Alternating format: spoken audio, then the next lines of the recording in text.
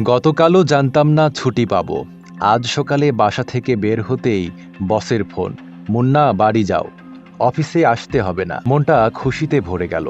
মা অপেক্ষায় বাড়ি যেয়ে ফিরতেই হবে। গাবতলী রজব আলী মার্কেট বাস কাউন্টারের সামনে এভাবেই নিজের অনুভূতি ব্যক্ত করেন একটি মোবাইল কোম্পানিতে চাকরি করা মুন্না। মুন্না বলেন, ছুটি মিলতেই দৌড় দিছি গাবতলীর দিকে। শুধু ব্যাগটা বদলে কিছু কাপড় চোপড় নিয়েছি। দুদিন ধরে মায়ের সঙ্গে কথা বলা কঠিন হচ্ছিল।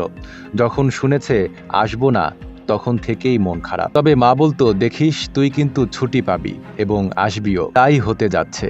মায়ের কথা সত্যি হওয়ায় আনন্দটা যেন আরও বেশি কাজ করছে।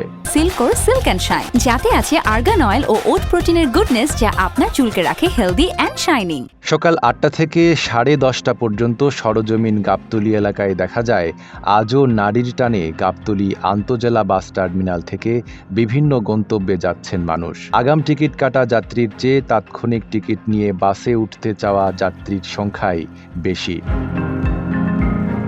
যাত্রীদের অনেকের সঙ্গে কথা বলে জানা গেছে, কারো মিলেছে শেষ সময়ে ছুটি, কারো কম ছুটি, কেউ বা শেষ মুহূর্তে বাড়ি যেতে চাইছেন ব্যস্ততা সেরে। তবে যথারীতি বাস কাউন্টার থেকে যাত্রী কম বলে আহাজারি শ্রমিকদের।